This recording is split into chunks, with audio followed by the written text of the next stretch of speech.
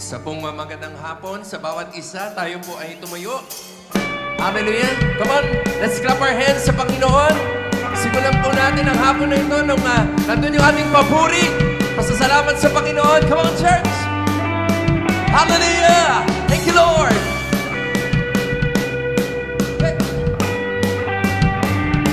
Thank you, Jesus. Yes, God, we lift you up, Panginoon. Kay aming tinataas, dinadakila. Hallelujah! Come on, people of God. Let's give Him praise.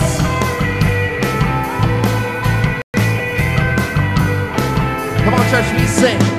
When you found me, my whole world changed. I'm redeemed by your light. Yes, Lord. You are freedom. You are freedom. Serve my darkness. Hallelujah. Come on, we sing. You welcome me in with open arms into unending light. Come on, we sing. I'm not ashamed of the gospel, Lord. Your power, your love, you saved my soul. Now I'm alive in you. I live in the risen Son. Come on, church. Hallelujah.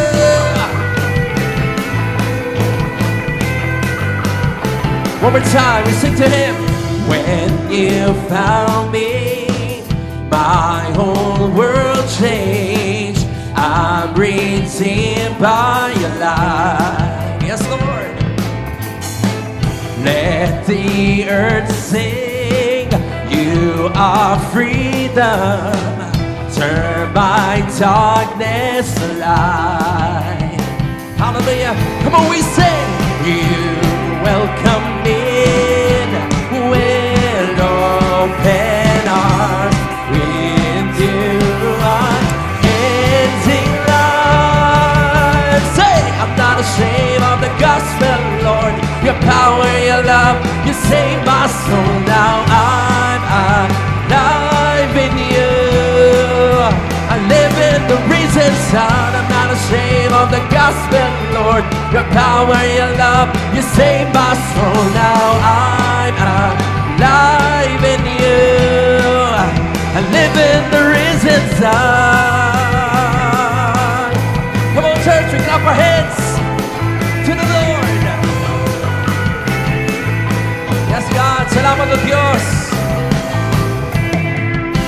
You welcome me in with open arms in a new unending life. I'm not ashamed of the gospel, Lord. Come on, your power, your love, you saved my soul. Now I'm alive in you.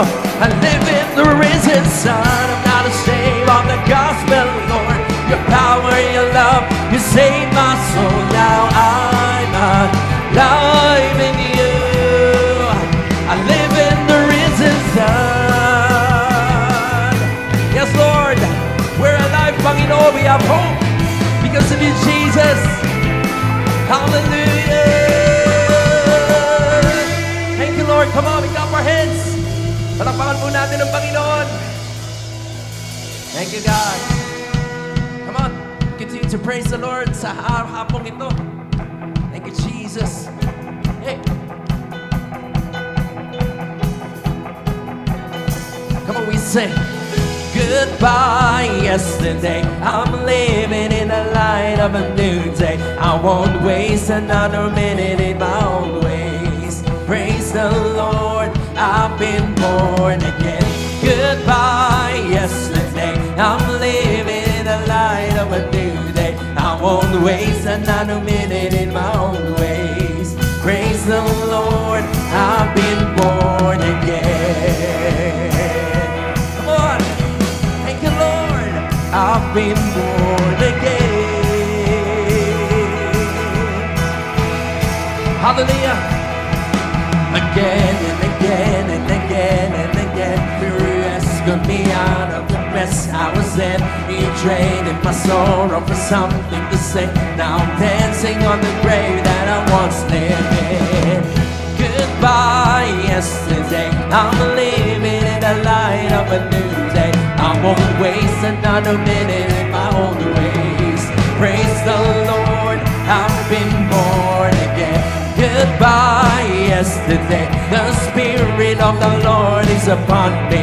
I've got resurrection in my veins. Praise the Lord, I've been born again and again and again and again. You rescued me out of the mess I was in. You traded my sorrow for something to say. Now I'm dancing on the grave that I once lived in. Again and again and again. Come on! You rescued me out of the mess I was in. You traded my sorrow for something to say. Now I'm dancing on the... One more time! Again and again and again and again. You rescued me out of the mess I was in. You traded my sorrow for something to say. Now I'm dancing on the grave. One more time! Again and again and again. Thank you, Lord, for something to say. Now I'm dancing on the grave that I once lived in. Hallelujah! Thank you, Lord. Come on, we declare it sa hapong ito. I have decided to follow Jesus. The world behind, the cross before. I won't turn back. I have decided to follow Jesus. The world behind, the cross before. I won't turn back. I have decided to follow Jesus. The world behind, the cross before. I won't turn back. I have decided, come on church, to follow Jesus. The world behind, the cross before. I won't turn again and again and again and again. You rescued me out of the mess I was in. You traded my sorrow for something to say. Now I'm dancing on the grave. One more time! Again and again and again and again. You rescued me out. Thank you, Lord, for something to say. Now I'm dancing on the grave. One more time! Again and again and again and again. You rescued me out of the mess I was in. You traded my sorrow for something to say. Now I'm dancing on the grave that I once lived in. Hallelujah! Praise the Lord, I've been born again. One more time we sing. Praise the Lord, I've been born again. Hallelujah! Come on, di ba tapos ang Panginoon? Clap your hands to the Lord. Yes, God, salamat o Diyos. We found freedom, Panginoon. Salamat sa iyo, Panginoon. Come on, let's declare the freedom of the Lord sa hapong ito. Let's dance in freedom sa ating Diyos. Come on, we clap our hands. We praise Him. Hallelujah. Come on, sabay-sabay. Sing to Him. Dancing on the grave that I once lived in. Come on. Dancing on the grave that I once lived in. Hey, dancing on the grave. Thank you, Lord. Dancing on the grave that I once. Thank you for the life. Thank you for the hope. Yeah. Lord, dancing on the grave that I once lived in. Dancing on the grave that I once. Say, dancing on the grave that I once lived in. Dancing on the grave that I once lived in. Dancing on the grave. Praise the Lord, I've been born again. Hallelujah, come on. Thank the Lord sa hapong ito. Thank you, Lord. We are new, God, because of you. Thank you, Jesus. Salamat, Panginoon. Hallelujah. Come on, pwede pa po ba natin palakpakan pa ang Panginoon? Yung mas malakas na palakpak, bigay po natin sa Kanya. Hallelujah. Yes, Lord. We found freedom, Panginoon. We have this freedom. Freedom from the chains of the enemy, God. From sin, Panginoon. Because of your blood, Jesus. What you have done on that cross, Panginoon. Yes, God. He has given us life, Panginoon. A fresh start, Panginoon. And God, an eternal one. Kasama ka, Panginoon. Salamat po, Diyos. Come on, church. Let's worship the Lord sa gabing ito. Let's thank the Lord. Let's exalt His name. Yes, Lord. It's because of you, God. Because of your power, of your love, Panginoon, that we enjoy this freedom, Panginoon. Hallelujah. Come on, lift Him up. Hallelujah, Lord. Hallelujah, God. We lift you up. We lift you up, Jesus. We worship your name, Panginoon. By His stripes, we are healed. By His nail-pierced hands, we're free. By His blood, we're washed clean. Now we have the victory. Thank you, Lord. The power of sin is broken. Jesus overcame it all. Hallelujah. He is the one of freedom. Jesus has won it all. Come on, let's lift up our voices. Come on, we sing. Hallelujah. You have won the victory. Hallelujah. You have won it all for me. Death cannot hold you down. You are the risen King. Yes, you are. Seated in majesty. You are the risen King. We sing. By His stripes we are healed. By His nail-pierced hands we're free. Come on, church. By His blood we're washed clean. Now we have the victory. Thank you, Lord. The power of sin is broken. Jesus. Yes, oh God, you have overcome. He is the one of freedom. Jesus has won it all. Hallelujah. Hallelujah. You have won the victory. Come on, we tell the Lord. Hallelujah. You have won it all for me. Death could not hold you down.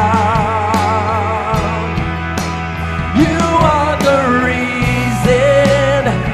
Come and tell Him tonight, Jesus, seated in majesty. Yes, you are. You are the reason. Hallelujah. Come on, we worship the Lord. Hallelujah. Thank you, Lord. Lift Him up. Yes, oh God. Our Redeemer, our Savior.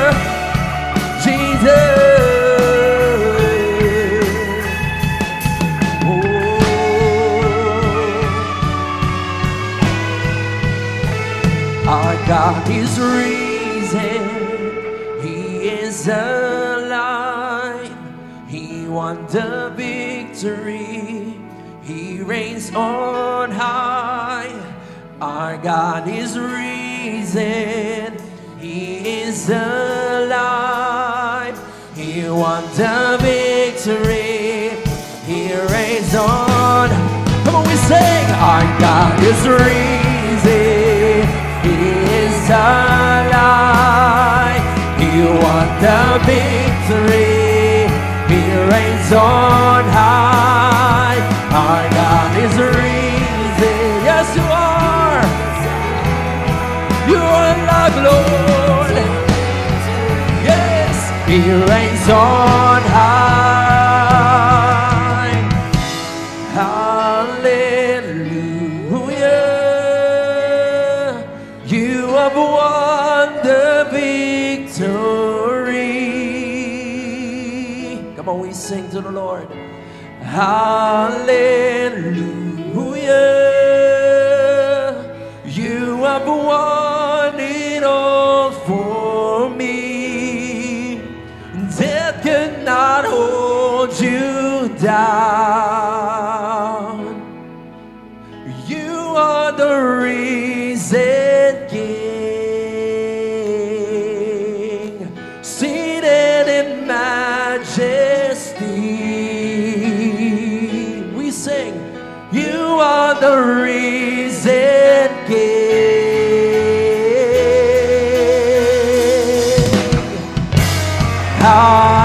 Hallelujah. The victory. Hallelujah.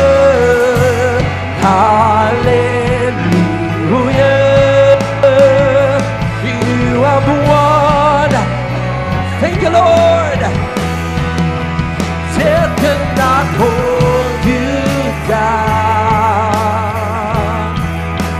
You are the risen King, seated in majesty. You are the risen King, the risen. Come on, we tell the Lord, He is risen. Our God is risen. He is alive. He won the victory. He reigns on. Our God is risen. Yes, you won it all.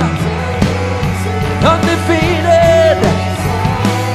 Say our God is risen. He is done. Come on, church. He won the victory. He reigns on high. Our God is risen. He is alive. He won the victory. He reigns on high. Hallelujah. You have won the victory. Come on, we one voice. We sing. Hallelujah. You have won it all for me. Thank you, Jesus. That could not hold you down. You are the risen King, seated in majesty. Jesus, you are the risen King. Hallelujah. Come on, palakpakan po natin ang Panginoon. Thank you, Jesus. Yes, Lord, you have won it all, Panginoon, for us, God. Salamat, O Diyos. Salamat, Panginoon. At God, yes, Lord, we are grateful, God. And yes, Lord, hayaan mong nandun yung aming pagpapasalamat, Diyos. Lord, yung pagtitiwala namin, Panginoon, sa pagmamahal mo, Panginoon, sa kakayanan mo, Panginoon. Yes, God. Finished work on that cross, Panginoon. Hindi namin to kaya, Panginoon. But Lord, you did it for us. for your love sa amin, Panginoon, Lord God. At Lord, sa hapong ito, Diyos, not only do we sing our love to you, sige Lord, let your words, Panginoon, amin itong maintindihan, Panginoon, Lord God. Buksan mo ang aming puso, ang aming isipan, Panginoon, Lord. Marinig namin, Panginoon, yung tinig ng aming tatay, Panginoon, Lord God. Our Father in heaven, Panginoon, your voice, Panginoon, Lord God, na tunay na nagmamahal sa amin, Diyos. Salamat, Panginoon, Lord. Salamat sa 4 p.m. service, God. Bless this service, Panginoon, Lord God. And yes, Lord, I pray, walang maiwanan, Panginoon. Lahat kami, Panginoon, Lord God, makareceive ng iyong salita sa hapong ito. Muli, sa iyo po ang kapurihan at pasasalamat, God. We love you. In Jesus' name we pray. And everyone say, Amen and Amen. Sige po, amen and Amen. Sige po, palakpakan natin si Lord. Bari na po tayo makaupo.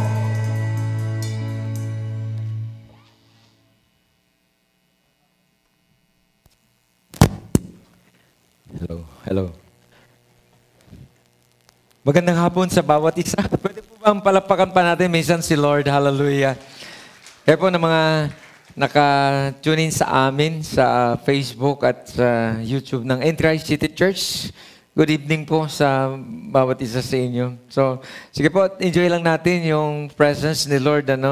At dito po sa amin, sa Entry City Church, dito po sa ating pong 4 p.m. service. So, salamat sa Panginoon. Nandito yung mga tao. Nandito kayo in spite of the rain outside. Maulan po ba? But salamat sa Diyos. Sige, pwede ba palapakan natin si Lord? Hallelujah. So, sige po, straight na tayo sa salita ng Diyos. I have one more service pa after this, no?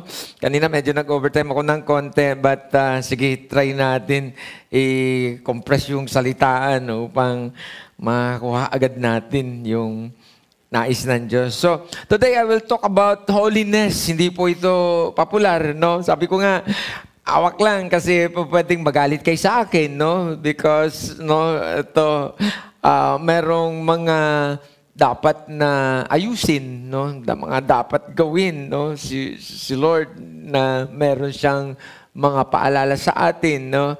Upang wag tayong magtapos ng hindi natin marating yung pinaka-nais ng Diyos sa ating relasyon sa Kanya. No? Yung relasyon natin ay nadidevelop naman yan. Nag-i-increase yan. Pwede, okay naman that sometimes progressive si Lord, no? But meron din, mabilisan lang, no? Na namimit natin yung requirement ng Diyos sa atin at bilang mga mananampalataya. But this time, sige po, ayan natin, bagamat hindi nga to popular, no? Pwede itong topic na ito. Pwedeng hindi nyo gaano magustuhan, no? Yung mga salitaan. But sige, ayaan nyo na hawak lang tayo kasi hindi lang naman to lang sa iyo o ito ay para sa lahat na ang Diyos ay nagsasalita sa atin. Hirap tong topic na to kasi definitely may mga tatanggalin si Lord at may ilalagay, no? At may mga paalala na sometimes medyo mawawendang tayo na di natin sukat akalain na that in the end, ang tingin kasi natin na mabait naman ang Diyos, hindi yan, walang consequence or consequences sa mga bagay-bagay, but hindi po. Dito makita natin that sometimes the Lord, He is very strong, no? Pagdating sa yung kanyang kabanalan at lalo na kung ito ay nasasalaula. No, sorry sa word, but dito papunta itong ating pag-uusapan that God wants us to be holy. No? Medyo religious yung dating, no? Sabi ko nga, hindi masyado to na napapag-usapan sa maraming simbahan because many churches ay iniiwas na nila tong mga ganitong usapin that maybe andun yung medyo nandun yung takot. Baka ako nga, sabi ko, Lord, bahala ka Diyos, baka next Sunday wala nang makikinig sa akin, no? Kasi pwedeng sabihin mo, last na to, ayaw ko na ng ganitong usapan, no? But hindi kailangan natin to madinig dahil si Lord ay nire-require na ito sa kanyang mga anak, no? Dahil sabi ko nga kanina, sa pasimula pa lang, no? Because the way of man, which the past 6,000 years ago, no? From Genesis, yung pagsimula sa pasimula, no? Na naintindihan na naman natin yung kwento. Yung unang plan ng Diyos ay mainam, no? Yung unang plano ng Diyos, ang tao ay talagang nandyan yan sa ganung klase ng kalagayan, no? Walang sin, no?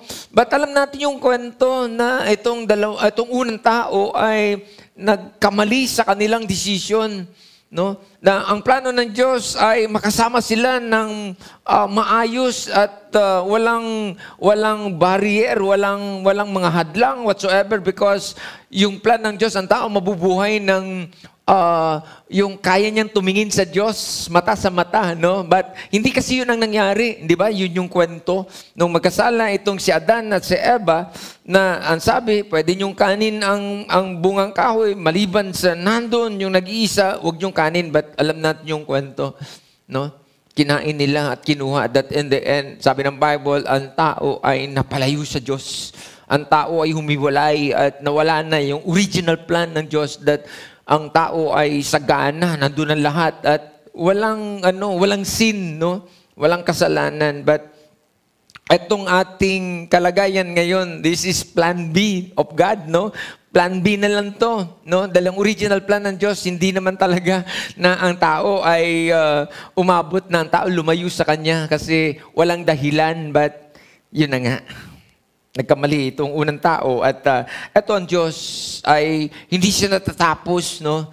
Andito siyang nire-restore niya yung relationship ng tao sa Kanya, no? Hanggang ngayon ay andun siyang gumagawa at ito yung kanyang agenda at gusto niyang mangyari, no? Umabot tayo sa ganitong klase ng kalagayan. But hindi kasi ito ang talagang naging kalakaran, no? Pag tinignan mong mundo, ang tao wala nang pakialam sa Diyos, no? So ang mga tao ay nagpapatuloy sa kanilang mga gawain at ang problema ay nagpapalayo sa Diyos sa karamihan ng kanilang mga ginagawa natin sometimes, no? So kasama tayo dito. So that in the end ito ay nag-end up doon sa misery ng buhay. So doon yung galing sa mga sagalawan at ang tao ay nagpapatuloy. Wala sa kanila itong salitang ito, no? Yung holiness. So parang hindi na nila to parang hindi ko alam kung paano naririnig, but bigyan natin to ng pagkakataon ngayong hapong ito. At tignan natin kung ano sinasabi ng Diyos dito patungkol sa salitang ito. Dahil ang tao ay wala naman talaga, sabi ng Bible, as a human being, we are not faultless. Ang lahat ay nagkasala, sabi ng Bible, wala kahit isa na nakarating sa kalooban ng Diyos o nakaabot doon sa kanyang kaluwalhatian. Ang lahat ay merong spot, no? May kasalanan. So, tignan natin ito. So that, in the end, ang Diyos ay gusto niyang ayusin ito, no? Hindi siya natatapos at for the past 6,000 years, no? Si Lord, nandito pa rin siya that gusto niya ang tao ay mapalapit sa Kanya. So, sige, pwede niyo bang palapakan si Lord? So, ino-offer ng Diyos sa atin, in our time today, isang araw, ito yung gusto niya, na matulad tayo sa Kanya. Hindi sa pagiging Diyos, but dun sa Kanyang karakter, no? Ang Bible, yun naman talaga sinasabi niya that, sige, siya ang model So siya itong dapat nating tularan na this is our God, ito yung karakter niya. Ang Bible nagsasabi ay wala siyang blemish, wala siyang spot, no? Wala siyang kasalanan. At ito talaga yung alam mo yun, yung pinaka to the max, no? Na at least dapat nandun yung desire, no? Natin that God, sige Lord, sabi ko nga kanina, hindi ito madaling gawin. At magiging sinungaling, sino man magsasabi na, magaang lang gawin yan. Mahirap gawin to. But ang Bible nagsasabi, imposible sa tao, but sa Diyos, no? Posible sa Kanya. So hindi ko naman sinasabi na maging perfect tayo, but ang sabi ng Bible, that the Spirit of the Lord, no? Alam niya kung anong laman yung intent ng puso ng tao. Alam niya yung dinidesire, no? At ang Bible nagsasabi ay, ano yun, valid yun sa Lord. Yung dinidesire mo pa lang, okay na sa Kanya yun, no? Yung gusto mong, at sinasabi mo, Lord, gusto kitang bigyan ng kaluguran. Lord, gusto kong, Lord, yung buhay ko ay mabigyan kita ng kaluguran, Lord, at wag masalaula ang buhay ko sa iyo. O yung pangalan mo, Panginoon, ay masalaula sa buhay ko, Panginoon. Yung nasisira ang pangalan mo, Panginoon, sa buhay ko. No? Sinasabi kong Kristiyano ko, anak mo ko, and then, pag tinignan ako ng iba, minamak ang pangalan mo, Panginoon. Sabi, yan, mga yan, no? No? Hindi po yan. Mali po yun. So, si Lord ay hindi pumapayag. May kausap pa ba ako dito? Tutuloy pa ako. Kanina, medyo kinabahan lahat yung kausap ko, no? Kasi hindi pa ako tapos. Pupuntahan ko pa yung mas malalim dito, ano? So, okay lang ba? Kayo po na nakikinig sa amin online, ano po? Sige po, at enjoy nyo lang po yung aming service. We are in Christ City Church at we are located here in San Jose del Monte, Bulacan. Malapit lang po kami sa Manila. Po, 10 minutes ride lang po kami. Doon na kami sa Quezon City at Caloocan. So kung malapit lang kayo dyan, visit us here. No? Kung may ginagawa ang Diyos through this message, no, sa buhay ninyo. So, sige, pwede ba palapakan natin si Lord? Ang Bible nagsasabi that one day, we become like Him. Ito naman, andun yung desire ng Bible, no? Ang salita ng Diyos ay nagsasabi that ako ang model, ang Diyos. Wala namang ibang model, no, sa atin na mga Kristiyano, kundi yung ating Panginoon. Siya yung modelo. At nandun siya, na gusto niyang i-model yung kanyang character. Na sinasabi niya that He is without flaw, without blemish, no? So, hindi naman, at least alam natin na to the max yung Diyos na nakilala natin, ano, without blemish, walang dumi, walang kasalanan, no? At yun po yun. So, sige po, sa pagpapatuloy ko, gusto kong basahin ang sinasabi ng Leviticus chapter 2, but this is part of my text lang, ano, meron akong gustong gamitin mamaya para sa kabuuan ng aking mensahe. That, dito, makikita natin that God instructed His people, ano, instructed at hindi ito lang parang suggestion but it is a command, no? Yung itong title natin, ano, this is a command. Sabi ng Leviticus chapter 19 verse 2, tingnan niyo po to. You shall be holy, sabi ng Bible. Tayo to, mga tao tong kausap, sabi, you shall be holy. So, pwede yung title na parang, wala na yan ngayon. No. Ito yung sinasabi ng Diyos that you shall be holy for I, the Lord your God, I'm holy. So, ito yung Diyos. Sabi niya, ako yung Diyos na banal. Dapat kayo na mga anak ko, dapat mga holy din kayo. No? Sabi niya, you shall be holy for I, the Lord your God, I'm holy. So, hindi ito suggestion. This is not a suggestion, but this is a command, no, ng Diyos na dapat nandito tayo sa ganitong desire. No, hindi naman agad, but at least sabi nga ng Bible, valid na 'yon. Nakita ka ng Diyos sa puso mo that you desire this. Andiyan ka pa ba? Wala nang amen. Mahina na yung amen. Sige, palapakan mo na lang muna si Lord. Ano, nagtutuloy-tuloy pa ako. So, ulitin ko po, it is a command, no? At paulit-ulit ito sinasabi ng Bible. Hindi lang ito isang beses sinabi. Ang daming beses itong in the Old Testament. Ang daming beses ito sinabi. But even in the New Testament, binanggit din ito na ang Diyos ay nagdidiman sa atin na mga mananampalataya in our time today. No? Hindi to parang ano lang, wala lang. No, seryoso ang Diyos dito. Para saan tayo? Bakit tayo nandito?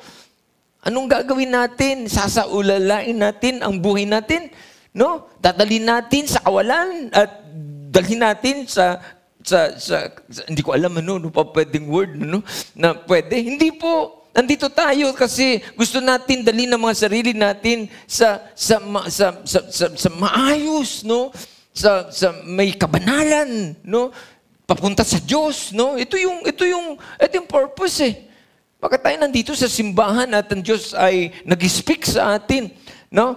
In 1 Peter chapter 1 verse 15 to 16, ito New Testament, no? Ano sabi dito? But he who called you is holy. Ito, sino ba tumawag sa atin? Ang Diyos. Tayo itong ina-address dito. Pero ang sabi, but as he who called you is holy, you also be holy in all your conduct. So, kuman ito, no? Because sabi dito, it is written, be holy for I am holy. So, teka muna. Laking problema kapag hindi tayo napunta sa ganitong klase ng desire. Ano ang ginagawa natin dito? Ano yung reason natin? Ba't nandito tayo sa loob ng simbahan? No, ito yung ultimate purpose ng fellowship, no? So that tayo ay ma-develop, nagbabago yung ating mga buhay. Going to be like Jesus. Yun ang sabi ng Bible. No, habang tayo lumalakad sa buhay Kristiyano, ano natin, yung character, na-adapt natin yung character ng Diyos.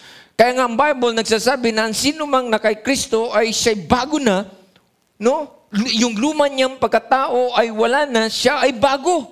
So yun po yun, ito po yun. Kaya tama to, pinag-uusapan.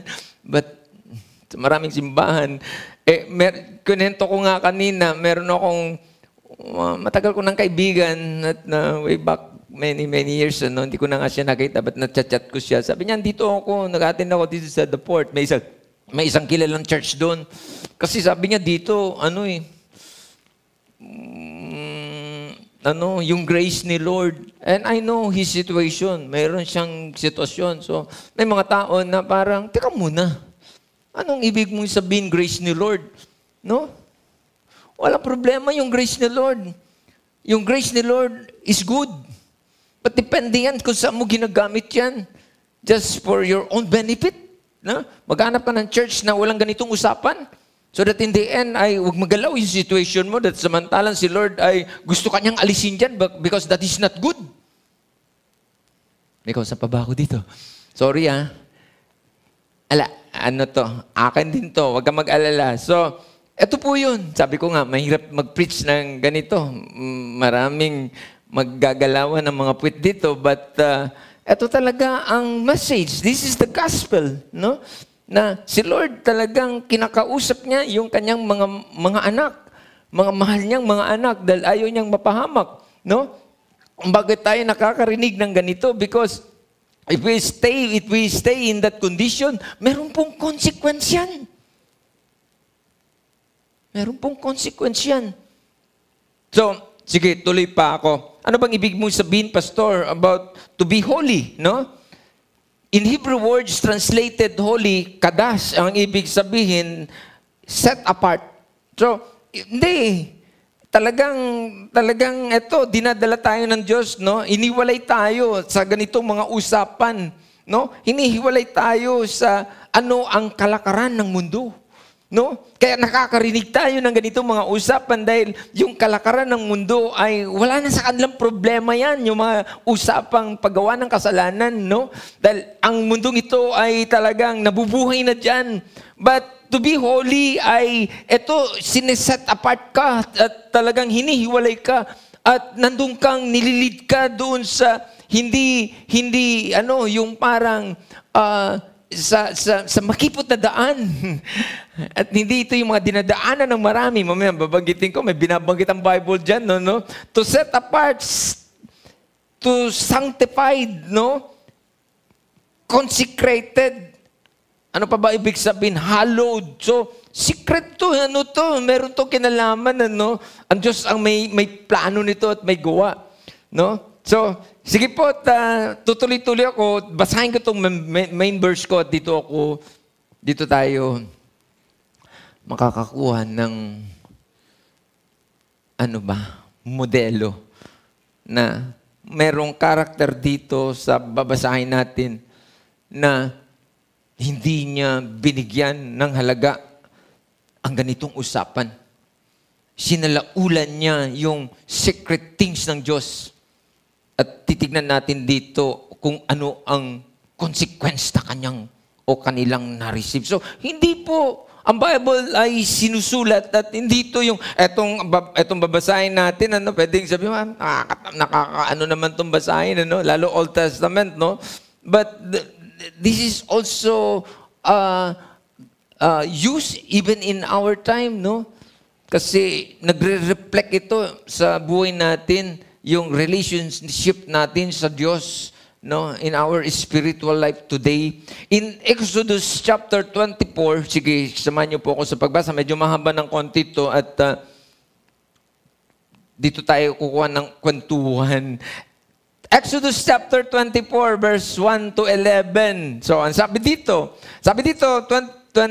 verse 1, now he said to Moses, so, ang Diyos, nagsasalita kay Moses. Sabi, now he said to Moses, come up to the Lord, you and Aaron, Nadab and Abihu. So, dito ko, tandaan nyo tong name na to, si Nadab at saka itong si Abihu. Meron tong ginawang kalokohan. So, makikita natin to ngayon at gawin natin tong parang babala sa mga buhay natin, no? Mamaya, pag-uusapan natin siya. Sabi dito, and 70 of the elders of Israel and worship from afar. Si Moses lang kasi talagang pinayagan ng Diyos na makalapit sa kanya. Sabi, dalhin mo si Aaron, itong high priest, itong kanyang mga anak, at itong 70, but malayo kayo. Ikaw lang, Moses, ang humarap sa akin. Kaya ito yung usapan that time, no? Nung si Moses ay na-encounter niya ang Diyos that time. So, verse 2, sabi dito, then Moses alone shall come near to the Lord. O ito, dapat. Come near the Lord, sabi dito. But they shall not come near, yung mga taong kasama, nor shall the people go up with him. Kasi that time po, hindi nila pwedeng malapitan ng Diyos o makita ang Diyos, mamamatay sila. Because of that blemish, that sin, no? Hindi pwede that time. So, meron talagang mga tamang tao lang at ang karamihan, ito yung mga priests and high priests. No? Itong sila Aaron, Moses, itong dalawang binanggit ko, mga priests ito eh. Anak to nitong si Aaron na high priest din.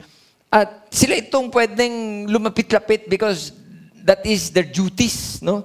Na kinukuha nila yung mga offering at kapag merong mga sacrifices and yung mga handog, no, ng mga tao at yung mga tao hanggang pintuan lang doon sa templo at etong mga priest na ito ang kumukuha at dinadala nila doon sa lugar na kung saan, kung tawagin lugar ng kabanal-banalan at sila lang ang pwedeng pumasok kapag etong mga taong ito papasok, namamatay, no? So, hindi. Ibang kwento naman to. But meron akong gustong sabihin kasi dito sa binasa natin. So, nasa na ba ako? So, sige, ulitin ko. Verse 3, sabi dito, then Moses came and told the people of all the words of the Lord and all the judgment. So, kung titingnan natin, mayroong instructions si Lord na ito gawin mo, itong gawin nyo, itong gawin nyo. But kapag hindi nyo ito ginawa, andun yung judgment, sabi dito, na yung word of the Lord and all the judgment. Kasi meron laging pasubali na kapag hindi nyo ito ginawa, etong command ko sa ganito, meron talagang consequence, no? Ito sabi, judgment. And all the people answer with one voice and said, all the words which the Lord has said, we will do. Ano yung kanilang, ano ba pwede? Yung lakas ng loob. Sabi, no problem, Moses. Ano sinasabi ng Diyos? Gagawin namin. Parang totoo, hindi naman nila ginawa eh. No? Parang tayo din minsan. Dami natin pangako sa Lord. Lord, yes Lord. Pagyamanin mo lang talaga. Bless mo lang talaga ako, Lord. Magbe-bless din ako. Goodbye. No? Nung ma-receive na yung mga tinanggap, nakalimutan lahat ng pangako sa Lord. Hindi naman, sa isang banda lang yun, no? Nagiging experience din natin ito. Verse 4, sabi dito, then Moses wrote all the words of the Lord and he rose early in the morning and built an altar at the foot of the mountain. So, very, seryosos talaga sila sa kanilang mga activities, no? Yung kanilang mga rituals and yung kanilang mga activities na kanilang worship sa Lord. And the on the 12 pillars according to the 12 tribes of Israel. Sige, tuloy pa ako. Basahin ko na lang to, tapos tuloy-tuloy ako. Then, he sent young men of the children of Israel who offered burnt offerings and sacrifice peace offerings of oxen to the Lord. So, ganun talagang kalakaran sila. That from time to time, they offer something to the Lord. And Moses took half of the blood and put it in basins. And half of the blood, he sprinkled on the altars, the altar, verse 7, sorry po. Then he took the book of the covenant and read in the hearing of the people. And they said, all that the Lord has said, we will do. So, andun na naman sila. Promise, yes, we will do. And be obedient, sabi nila.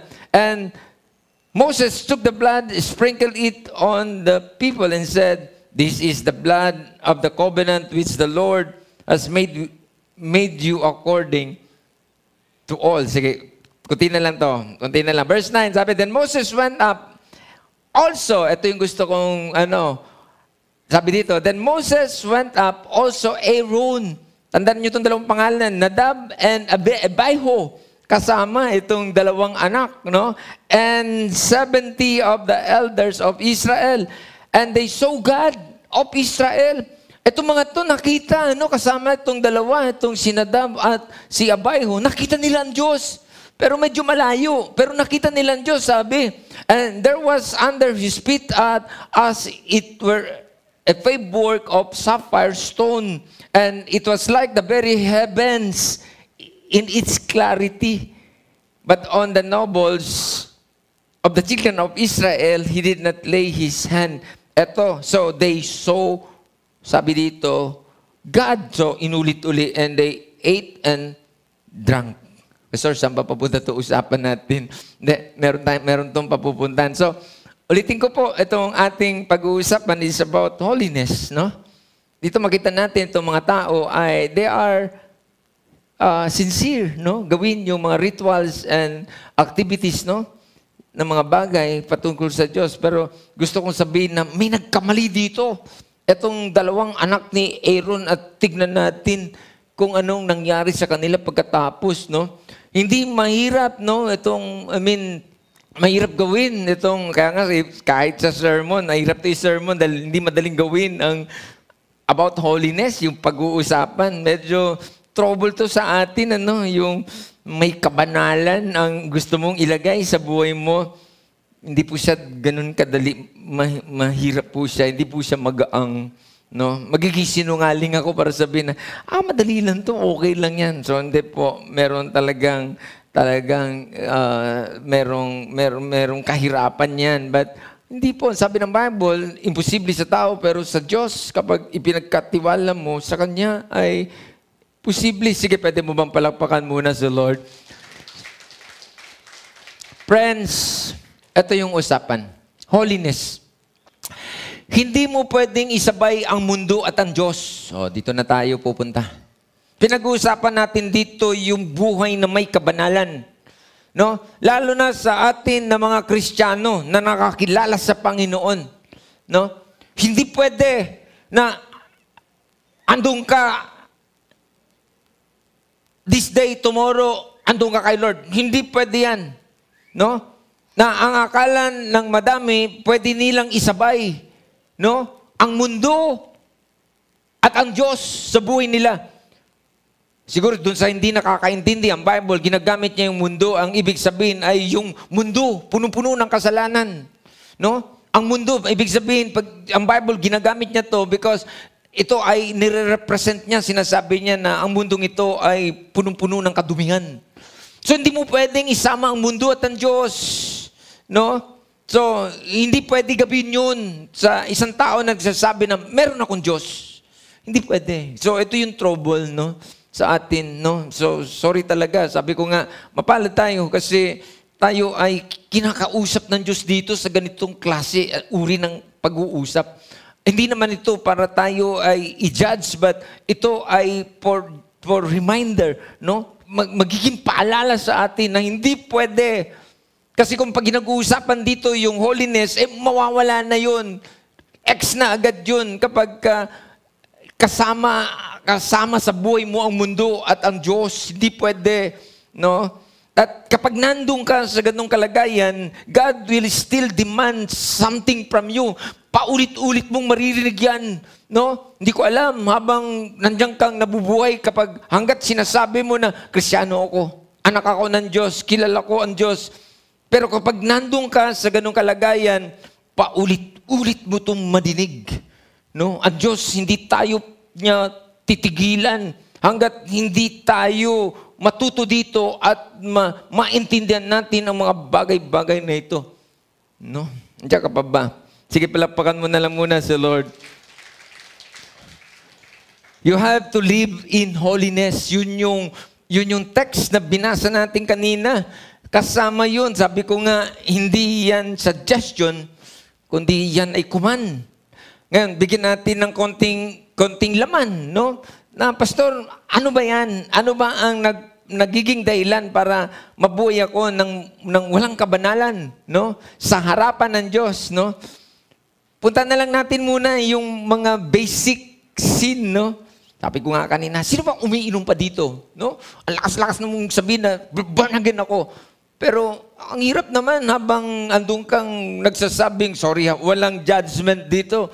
Pero ito yung mga example lang naman to, na sometimes parang wala lang sa atin, no? That, born again ako. Nandun ka sa mga ganong klase ng lugar, no? O sige, palitin natin ng konti, born again, na naninigarilyo, no? So, parang, teka muna, o bigatan natin ng konti, no? Born again na sinungaling. Mga ano lang to, basic. Paano ka magiging holy? No? Ang sabi ng Bible, ang tatay ng kasinungalingan si Satanas. Bakit nasa iyo yan? Yun ang ibig kong sabihin. Hindi mo pwedeng kunin yung anong meron kay Satanas at pagkatapos ay isama mo sa Diyos. Trouble, ano? Teka muna, Lord. O sige, pabikatan natin ng konti. Sabi ko nga, sa panahon natin ngayon, no? Sobra ang internet ngayon, no? One click lang, pornography. Anong itsura natin dyan? Anong itsura mo dyan? No, sabi mo, born again ka, Christian ka, anak ka ng Diyos. Paano mo iharap ang sarili mo dyan sa Diyos? Ikaw, saan ba ako dito? That sometimes, madali lang yan eh. Isang pitik mo lang yan. But, imaginein mo nga, anong itsura mo dyan? Tapos mag-worship ka sa Lord. Oh, goodbye. Yun yung isang katotohanan. Sabi ko nga, eto, tinago to ng enemy. Ayaw nga to i-preach ng church eh. Kasi, pwedeng hindi to tanggap ng madami. But, ito yung reality. Pinag-uusapan natin about holiness. No? At ang sinasabi ng Bible, be holy. Paano yan ngayon? Paano yan ngayon? No? Nandun ka sa dapat ginigib up mo yung immorality ng buhay, no? Ginigib up mo yung pornography. Hindi ko alam, ang dami pa. Mga example lang naman to. Hindi to mauubos, sa dami niyan. At hindi ko alam saan ka nag-i-engage ng mga bagay na yan so that in the end ay mahihirapan ka para marating mo yung title natin na nagdidiman ang Diyos that be holy. Paano tayo magiging holy nito? No? May kausap pa ba ako dito? Gusto niyo bang itutuloy ko pa? Uwi na tayo. Kayo, mga nakikinig sa amin online, maybe this is your first time, no? At maybe, ngayon mo lang din ito nadinig na, teka muna, na parang sa unang tingin ay parang normal lang to mga bagay-bagay na to na mga ginagawa. But yan ay nagpapalayo sa Diyos. Nagbibigay ng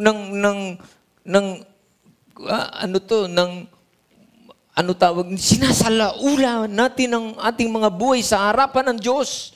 No?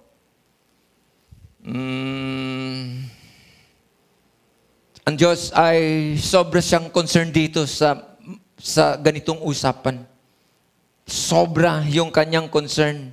No? Kaya niya talagang, hindi ko alam ano, at hindi pwedeng hindi ito mapapag-usapan. No? At kung isipin natin, teka muna Pastor, Old Testament, parang hindi masyado ako konbinsido dyan. O sige, punta tayo sa New Testament. Ang New Testament, tayo nang kausap dito, hindi na mga Israelite people. Tayo na to sa panahon natin. O ito sabi, 1 Peter chapter 1, verse 15, verse 16. Ang sabi dito, but he who calls you is holy, no?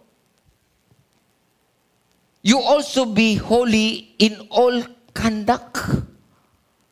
Because it is written, be holy for I am holy. Oh, eto na, tayo na kinakausap dito. Kung baliwalain natin to at baliwalain to ng simbahan at hindi to pag-uusapan sa loob ng simbahan at sa ganitong mga usapin, pilasin na natin tong Bible na to, itong mga to, at ialis natin. Sabihin, hindi nakasama yan.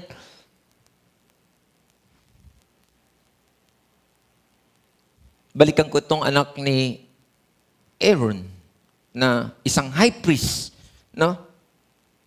Tignan natin ang kwento nitong si Nadab and Abihu, no? Na nabanggit kanina doon, kasama sila, no? Kasama nila si Moses doon sa unang binasa ko na nung sabihin ng Diyos, pumunta kayo sa dakong doon, sa bundok na yon at isama mo itong si Aaron na itong high priest at kanyang mga anak, itong si Nadab at itong si Abihu. So, nabanggit sa kwento itong dalawa. But, alam nyo ba yung kwento ng mga to? Nagkaroon sila ng pagkakamali. Sinalaulan nila yung secret things ng Diyos. Teka muna, no? At ang naging kabayaran nito ay yung, sorry sa word, but mamaya pupuntahan ko to, no? Namatay itong dalawa sa isang pagkakamali. So, I want to read to you Leviticus chapter 10, verse 1 to 3, para at least tutuloy-tuloy ako, no? Ano yung grabe yung pangyayari nitong kamatayan nitong dalawa. But take note, they are priests. At hindi lang sila ordinaryong priest, anak siya ng high priest. At itong high priest na ito, kapatid ni Moses. Sa madaling salita, pamangkin ni Moses ito. Pero nag-end up ng kamatayan, sunog. Naggalit ang Diyos. So, tignan natin to kasi sometimes akala natin ang Diyos, bait naman eh. Mamaya, gusto ko din i-explain yan, yung grace ng Diyos. Ang grace ng Diyos ay, meron po yan hangganan. No? Meron po yang parang tent lang yan, pansamantala, na abang nandiyan ka sa pagkakasala, ay i-cover ka ng kanyang grace. But that grace ay just temporary. Warningan ka ng isa, warningan ka ng dalawa, warning ka ng tatlo, 4, 5, at hindi ka pa rin, yung grace inaalis. Teka muna. At may mga tao na, hindi, mabait naman ng Diyos, sobra yung grace niya, okay lang ako. Anong okay? Tignan mo to, kung anong kwento nitong dalawa pagkatapos.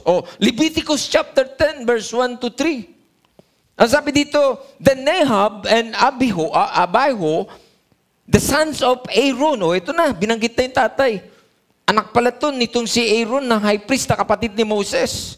Each took his censer and put fire in it kasi nga, they are priests. Yun yung kanilang trabaho na nag-o-offer sila ng something to God. But merong mistake dito. Sabi nito, put incense on it and offer profane fire. Alam nyo, profane fire before not commanded them. Gumawa ng isang bagay na hindi naman yan ang inutos sa iyo ng Diyos. Sabi, profane, fake na apoy. Profane sa ibang salin. Tinignan ko siya sa ibang mga version, talagang yung gawa ng kanilang mga kamay. At alam nyo, ang Bible, na kapag itong mga priest or high priest, kapag nag-offer ng censer or ng anumang mga na offering nila, at kapag ito tinanggap ng Diyos, bumababa ang apoy at sinusunog yung literal talaga, yung kanilang ino-offer. Pero etong dalawang sabi, pinake nila ang apoy. Meron bang ganun sa mga Kristiyano? That yung fake. Teka muna, pupuntahan ko yan eh. Kasi even in our time today, may mga ganito tayo eh. Na pinifake natin ang mga bagay-bagay. Ang akala natin, wala lang. But dito nakita natin itong pinake na to, pinatay sila ng Diyos. Nga sabihin mo, hindi, anak ko ng Diyos. Love ako ni Lord. Malapit kami ni Lord. Oh. Anong malapit? Meron pa ba sinlapit nito? Ito, anak ito ng high priest. Pinakamataas na high priest sa bayan ng Israel at pamangkin ito ni Moses. Na siyang kinukuman ng Diyos na para dalhin, ayusin yung kanyang bayan. And yet, ito, wala pong dikit-dikit, no? Parang sabihin natin, close kami ni Lord. Anong close? Huwag mong salulain, hindi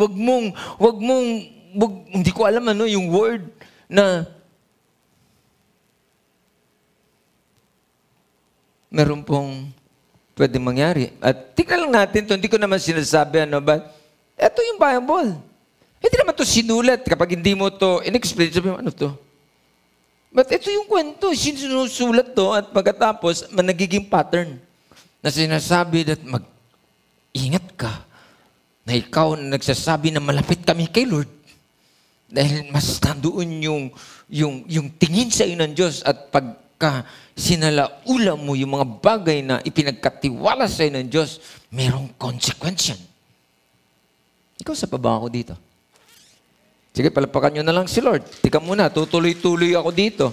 O ito sabi, verse 2. So, nung pinake nila yung apoy, hindi ko alam sabi ko, ano ba pinaggagawa nitong mga to? They are priests. No? Mga pinagkatiwalaan na nito sa templo at hindi ito mga ordinaryong tao. Mga mahalagang tao ito. But bakit nila to ginawa ang mga bagay na ito, That hindi nakita sila ng Diyos. Ano sabi ng verse 2? So fire went out from the Lord and devoured them. Sabi dito, and they died before the Lord. Tapos. And Moses said to Aaron, this is what the Lord spoke, saying, by those who come near to me, I must be regarded as holy. So sabi niya, next time, make it sure. Ito, ang isang ebidensya na sisiguraduhin mo that okay ka sa harapan ng Diyos. Dahil hindi nagbibiro ang Diyos pagdating sa mga secret things. No? Ang sabi dito, and before all the people, I must be glorified. Teka muna, Lord. So ulitin ko po, these two are sons of Aaron, the high priest, appointed by God. So, dito, kung si Lord, tika muna, anak to na Aaron, ano to, paano to? So, wala pong ganyan. Itong si Aaron, he was Moses' brother, and he was second most powerful man in the church during their time. No? Next, sa bishop.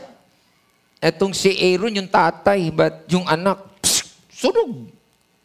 His son Nadab and Abihu were powerful men also. They were priests. No? And the Bible says that they saw God. Nakita nila ang Diyos. So, sabihin mo, teka muna, lapit ko sa Lord. Nakakita ko ang Diyos. But, nag-end up ng sunog. Why? Because of pinakailaman nila yung sacred things. Ginalaw nila yung mga bagay na sacred patungkol sa Diyos. So, wag natin galawin, wag nating sasaulain ang mga bagay na mga sacred na pinagkatiwala sa atin ng Diyos, no? Friends, paalala to sa atin, no? May kausap pa ba ako dito? Naku po, maliit ng amen. May kausap po ba ako? So, ang dalawang ito ay ang makita natin that they know that God is powerful and alam nila yung presence ng Diyos na sa sobrang experience nila sa araw-araw, no? Ba't hindi nila kasukat akalain na mag-end up sila pala ang tutupukin ng Diyos sa apoy, no? Trouble, no? So, ang Diyos He is serious sa mga bagay na sa kanyang ginagawa sa ating mga buhay. that we must understand, no, through these two brothers, magkaroon tayo dito ng understanding na, oo nga, makikita natin that they have their yung parang responsibility. They are priests. Ang tatay niya, high priest, pangalawang powerful sa simbahan ng buong Israel that time. Next kay Moses. Ang laki ng kanilang tungkuling hawak-hawak. But the Bible tell us, no, to whom much is given, much is required. No, tayo na nagsasabi na, hindi, kilala ko ang Diyos, no? So, sometimes, ang bilis natin sabihin na, hindi, kilala ko ang Diyos, na-experience ko ang Diyos. So, mag-ingat ka. No? Na, madali mong sabihin yan, but ang laki ng responsibility dyan. Because, sabi ng Bible, to whom much is given, much is required. Na dapat ay ingatan mo to. Bantayan mo to, itong sinasabi mo na ang Diyos ay nabigyan ka ng pagkakataon to serve Him, hindi ko alam. At the same time, hindi nga, yung title natin, tinawag niya tayo ang kanyang mga anak. So, hindi po, wag natin itong baliwalain at parang laruin. Friends, dami nang gumawa niyan. No, at ito ang halimbawa, para ano to sinulat? To remind us na wag mong biruin ng Diyos. Diyan ka pa ba? Sige, palapakan mo si Lord. Sige, tuloy-tuloy pa ako. Alam nyo, si Satanas ay tuwan-tuwa sa ganitong klase ng situation. No wonder, siyang naglalagay ng dumi sa atin. Binubuyo niya tayo. Ng mga preaching ko ng mga nakaraan, nairinig nyo to. Yung kanyang trap, yung kanyang snare, lahat. At yung kanyang purpose ay lagyan ka ng dumi upang pag tinignan ka ng Diyos, hindi na ikaw makikita kung yung dumi na nasa iyo. Sabi ko nga kanina, ito yung dilemma ng Diyos, no? Ang sabi ng Bible that sobrang pagmamahal niya sa atin. Tayo na kanyang mga anak, lalo na kumilala sa kanya. So, kung titignan mo, o nga naman, paano ko patayin tong mahal ko? Ang Bible nagsasabi, ang kabayaran ng kasalanan ay kamatayan. That is their law. At kung isipin mo, ang Diyos, tinignan niya to. Kandidato na to para mamatay. Pero paano ko patayin itong mahal ko? Ang problema, yung kinamumuhian ko naman, nandito sa Kanya. Trouble, ano? Galing lang ni Lord. Kaya ang Bible nagsasabi na dumating sa punto na for God so loved the world, for God so loved us. He gave His only begotten Son. No? And then alam natin na namatay si Christ sa cross. That in the end, upang wag na tayo ang mamatay, yung anak niya na lang, sabi ng Bible, yung kaisa-isa niyang anak. Grabe ang Diyos, ano? Kasi hindi naman niya pwedeng patayin tayong lahat. So that, and then sinasabi ng Bible that He loves us so much. Pero nakita ng Diyos na hindi, isasakripisyo ko itong kaisa-isa kong anak upang patunayan ko sa mga tao na mahal ko sila. Kasi paano ko sabihin, I love you, that and then ako din ang papatay sa inyo? At hindi ko pwedeng baliin yung batas na sinasabi that ang kabayaran ng kasalanan ay kamatayan. So, kita niyo ang Bible? Very clear. Hindi yan aksidente. So that hindi nakita ng Diyos na eto ang magbabayad. Ang kaisa-isang anak upang wag kayo ang mamatay. Kaya ang Bible nagsasabi, si Jesus nagtungo sa cross, namatay, upang tayo naman ay mabuhay. Sige, palapakan niyo si Lord. Gundo. And that is the story of the gospel, no? Si Satanas ay tuntua dyan na kapag nilalagyan niya tayo ng batik, ng dumi, no? Dahil alam niya na kinamumuhian ng Diyos ang mga dumi na yan sa buhay natin. Ginagamit niya ang lahat ng kanyang paraan upang tayo ay lagyan at talagang magmumukha tayong basahan sa harapan ng Diyos. Don't allow that. Kasi mawawala yung pinakapangarap ng Diyos. Sabi niya, be holy, for I am, your God is holy.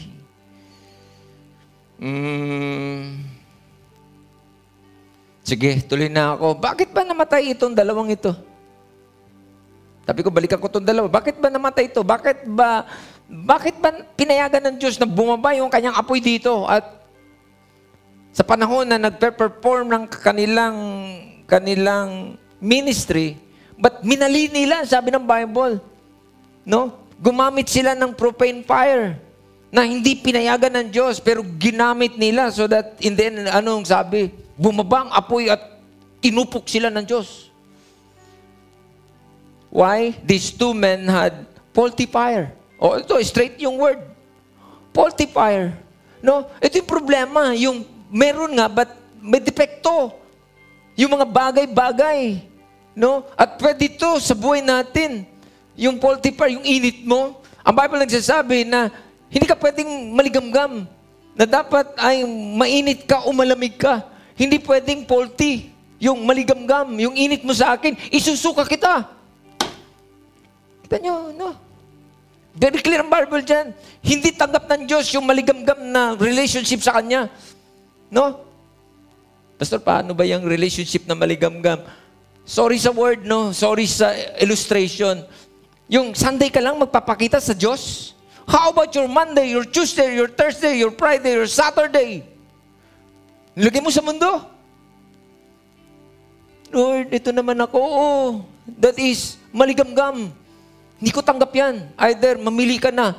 Mundo ka, kung sa mundo ka, kung sa akin ka, sa akin ka. Isusuka kita. Faulty fire. Yung init, mayroong defect. No? Lord, help us. Ang Bible nagsasabi that our body is a temple of the Holy Spirit. Templo ng Diyos. Huwag mong sasalalain yan. Huwag mong abusuin yan. Yun ang sabi ng Bible. No? And yung incense in Old Testament, the incense is like what Jesus did. Tulad ng sabi ko kanina, in the Calvary. Yun yung ginawa niya upang maging maayos tayo. No? So that in the end ay dahil ang panahon nila noon, Old Testament, wala na akong oras eh. Ang mga tao ay wala naman talagang nare-receive na forgiveness. Pag gumawa sila ng kasalanan that time, ang tanging pwede nilang gawin to offer God, either, ano ba yan, bulls or hindi ko alam, pig yun, or depende sa kanilang meron, but ino-offer nila yun. Pero ang Bible nagsasabi that that is just to cover up their sin. Hindi talaga nagbabayad ng kasalanan, kinu-cover lang upang makaharap sila uli sa Diyos. But yung sin nila nandoon. Yun po yun eh. But sa kwento ni Jesus, hindi po, sabi ng Bible, once for all. Hindi na ito covering but payment. No, ganito, no? Payment. Babayaran niya ang kasalanan mo kapag ito, si Jesus, nung inihain niya sarili niya sa offering, no? Sabi ng Bible, once for all, wala nang paulit-ulit, hindi na every month, hindi na every sin, tuwing pagkakasala mo, bumabalik ka sa altar, no more. That in the end, yun yung requirement in the end. No? Sabi ng Bible, sino mang na kay Kristo ay isa na siyang bagong nilalang, wala na ang dati niya, siya ay bago. Stop that sin, old sin. Tapos na yan. Defeated na yan. Start new life, no? Yun eh. Ito yung demand ng Diyos sa atin. Andyan pa ba tayo? Faulty, no? Sabi ko nga kanina, ang ibig sabihin ng faulty, not working. Not working, hindi siya effective. Not working, faulty fire. Walang gamit. Maligamgam. Made, parang having defects. Yun yung kaya hindi pwede gumamit tayo ng ganung bagay. Mayroon kasi sinasabi ang Bible that yung fire na gusto ng Diyos, yung from the Holy Spirit, na ang Bible, si Paul sinasuggest niya na wag na tayo maglasing ng alak sa mundong ito. Merong gusto mo maglasing ka sa presensya ng Diyos. But in this case, these two guys, itong magkapatid, meron sinasabi ang Bible na pwede ito yung kasalanan. Kaya kanina sabi ko, sino ba mga umiinom dito? No? Na parang born again, but akala parang okay lang. Teka muna. Ito, pwede ito ang isa sa reason kaya natupok ng dalawa. No? Because meron talagang pwedeng mong sabihin na pumunta to sa altar, bagamat mga priest sinalaula yung mga sacred things ng Diyos, pumunta ng altar ng nakainom. Hirap, no? Kaya nga, minsan, ang hirap to, pag hindi mo naintindihan mga lasing ko, sabi, hanapin mo nga ako sa Bible. Sino ba? Wala naman sinasabi, bawal to. In fact, ito nga sabi, mag-inom. Hindi po. Meron po dito. May sinasabi ang Bible. No? Nasaan na ba yun? Teka muna. Sige, balikan ko na lang yan mamaya kasi wala na akong oras eh. Okay. Number 2, these two men had faulty worship. Ito, trouble talaga to. Nasa loob to ng simbahan.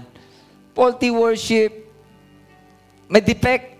Paano nga naman? Worship tayo sa Lord, taas ng kamay, pikit ang mata, pero ang iniisip ano kaya ulamin ko pag uwi ko mamaya? Small thing, pero wag mong lukuhin ng Diyos. Huwag mo nating lukuhin ng Diyos. No? Pinangasa natin ng Diyos, pero iba yung nasa isip mo.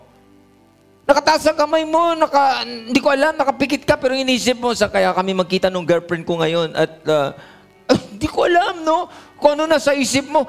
Faulty worship. Ito yung kinamatay ng dalawa. Don't do that. At nagiging parang normal na lang yan sa church, taas ng kamay, pero iba iniisip. Alam ng Diyos yun. No? Pinipake mo yung mga bagay-bagay na secret.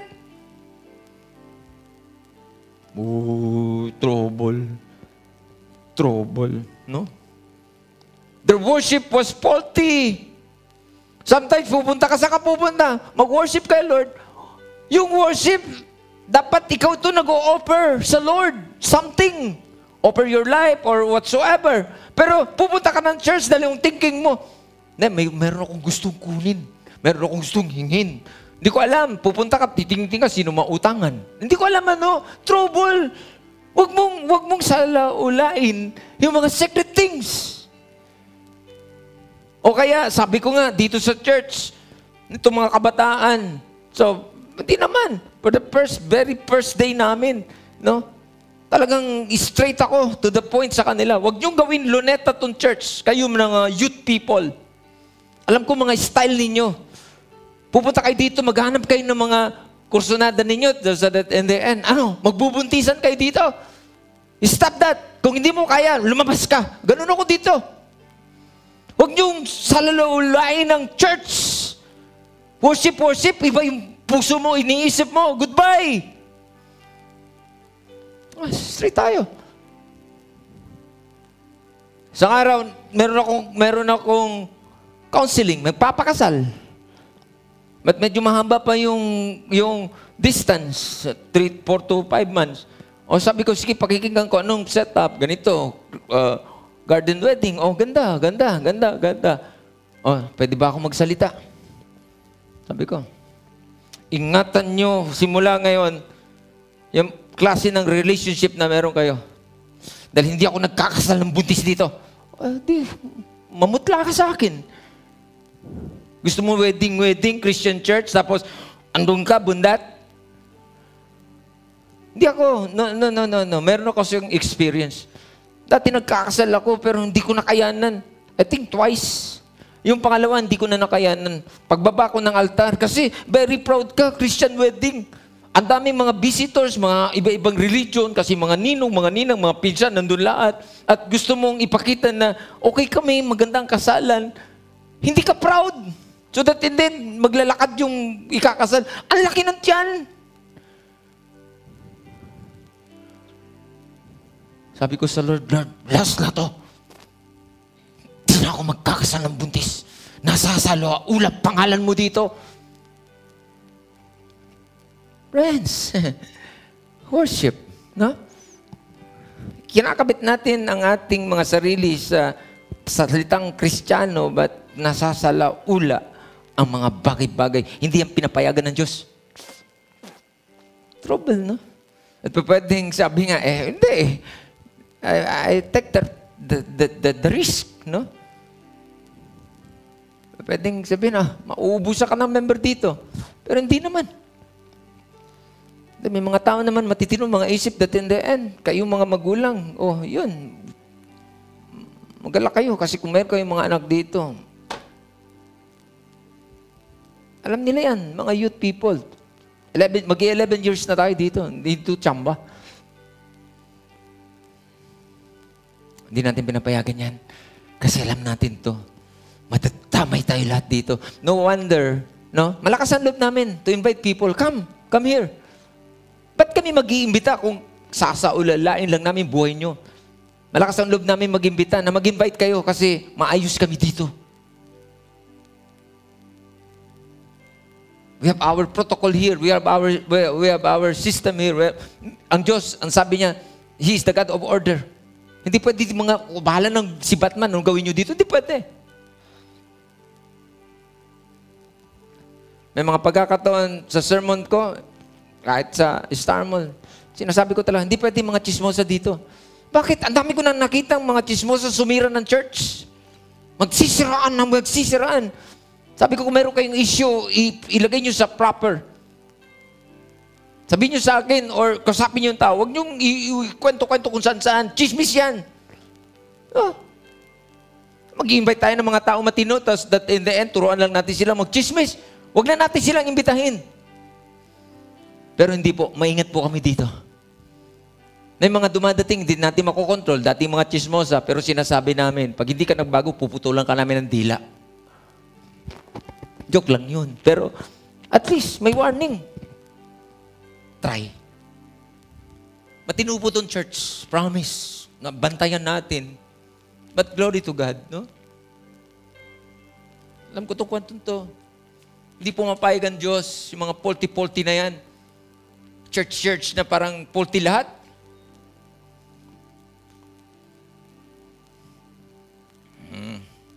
Sabi ko nga, tinanong ko kayo kanina kung gusto nyo sabi nyo gusto nyo, di tinuloy ko. Gusto nyo bang tutuloy ko pa? Give me 5 minutes.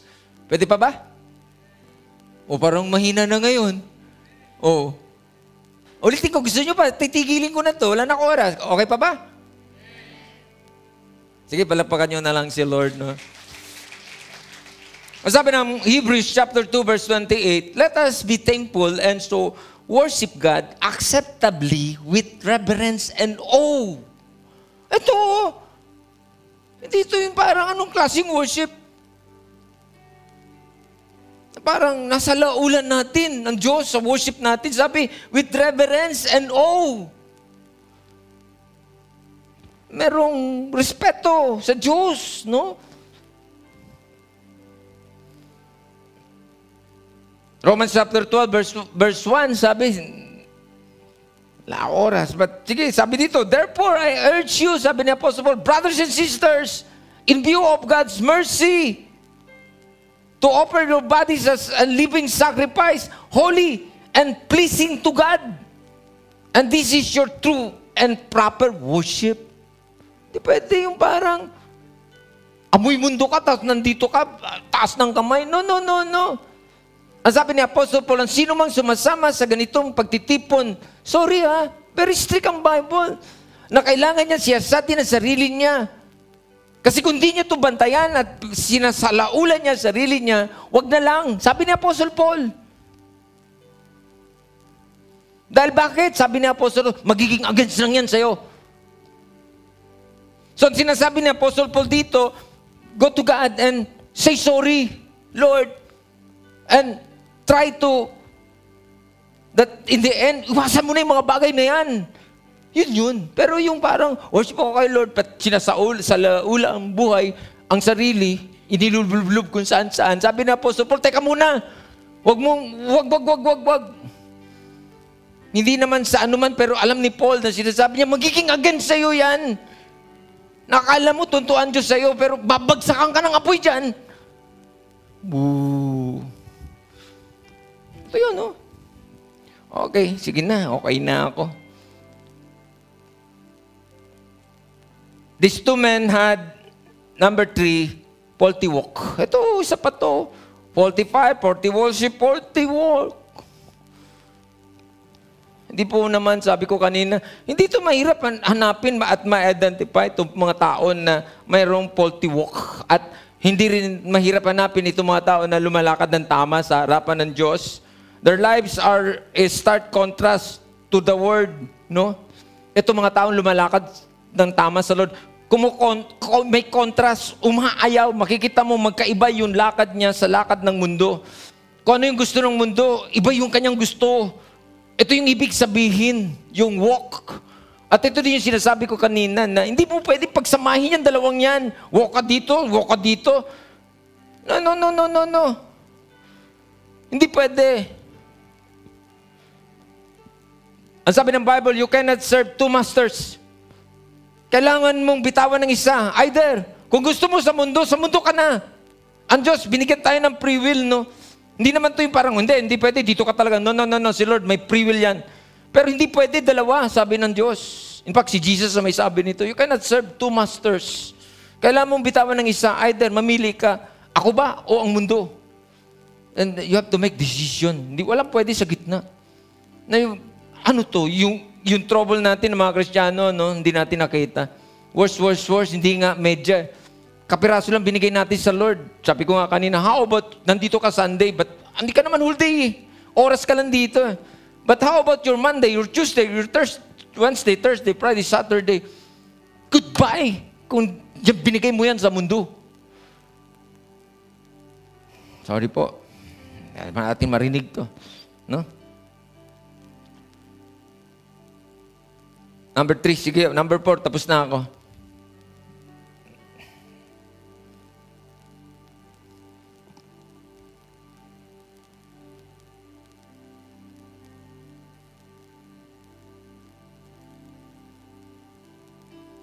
Ang Bible nagsasabi na in Matthew chapter 7, verse 13 to 14, paraphrase ko na lang, sabi, dumaan kayo sa makipot na daan dahil ang malawak na daanan ay ang dulo ay kapahamakan. Subalit dumaan kayo sa makipot na daan dahil ang dulo nun ay buhay. Ang tao, meron siyang free choice. Gusto mo nang walang mangialam sa'yo? Walang magsasabi sa'yo ng ganitong klase ng preaching? Go! Malaya ka naman. Dumaan ka kung saan mo dumaan at pumunta ka kung gusto mo saan ka pumunta. Pero ang Bible nagsasabi, manda ka, ang dulo niyan, kapahamakan. Pero kung gusto mo ng maayos, sabi, dumaan ka sa makipot na daan. Medyo mayroong restriction. May mga bagay na hindi pwede. Pero huwag ka mag-alala. Sa Matthew chapter 7, ang dulo naman yan ay buhay. Sige, pwede mo bang palapakan si Lord? Ganda, ano? Lord, God, hallelujah. Sige, last. No? Sige, last. These two men had faulty warfare. Faulty warfare. Bakit? Hindi man lang marunong magsabi kay Satanas ng, no? Faulty warfare, walang fight. Faulty, meron man, parang, ano ba yun? O sige. Una, ang Bible nagsasabi, ganito, wala namang masama sa una. May dumaan na babae dyan, magandang binti. Sabi sa ng demonyo, ganda ng binti, ano? Oo nga naman, maganda. Pero alisin mo na yung mata mo dyan. At in the end, pag binalik mo yan, ibang usapan yan. Yun yung faulty warfare. Na, wala kang pagpapatuloy. So, dahil sabi mo, isa na lang, bibigay na ako. Isa pa to. Isa pang pilit, bibigay na ako. Wala, goodbye. Mga example lang, pero ang dami mga bagay, hindi lang naman yun. Marami.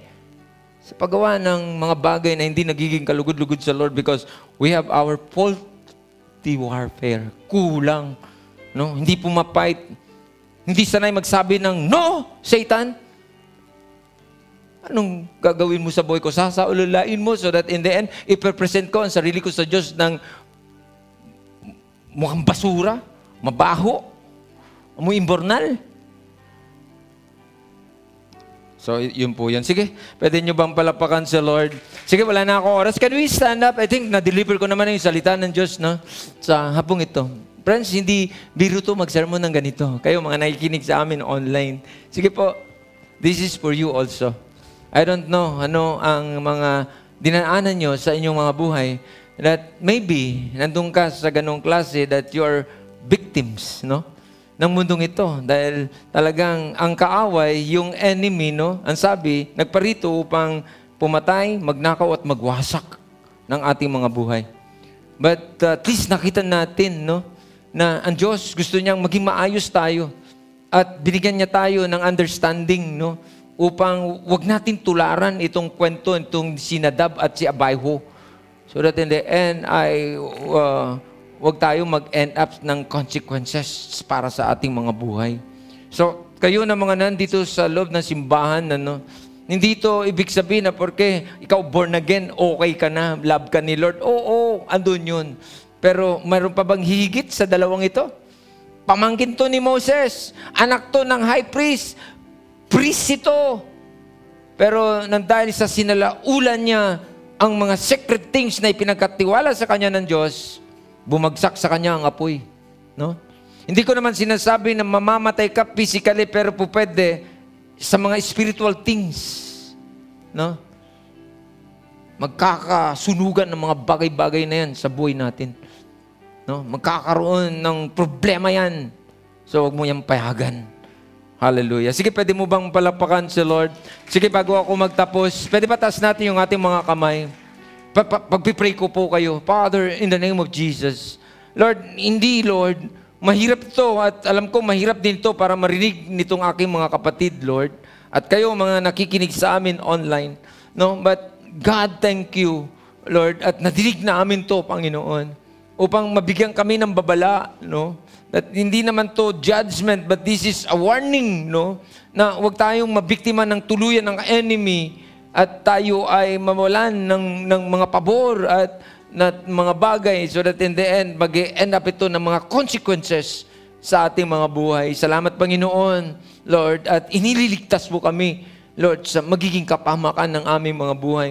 Tulungan mo kami, Lord, kami na mga anak mo na nagsasabi that we are yours, Lord, na nag-surrender ng aming mga buhay sa iyo. Lord, tulungan mo kami, Lord, na huwag kaming maghahati-hati ng aming mga damdamin, Panginoon, tulad ng narinig namin kanina.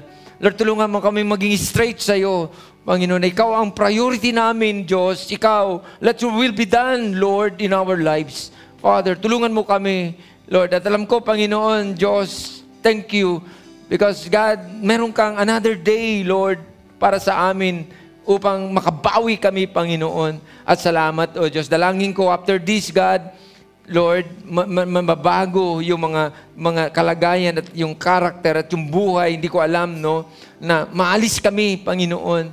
Lord, doon sa mga faulty things, Lord, na meron kami na nakadikit sa iyo, yung aming relasyon sa iyo, Panginoon, ang lahat ay alanganin. Tulungan mo kami na magiging maayos, Panginoon, at upang kami ay maging katanggap-tanggap sa iyong harapan.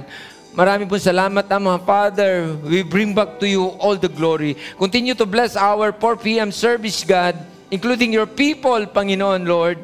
God, hindi aksidente na nandito sila. Lord, para sa amin talaga itong salitang ito at gagamitin namin ito, Panginoon, pagkatapos paglabas namin dito. Lord, hayaan mo, Diyos, tulungan mo kami, bantayan namin ang aming mga sarili, na huwag namin sasaulalain, Diyos, yung buhay na pinagkatiwala mo sa amin, Panginoon, at iingatan namin ito, O Diyos.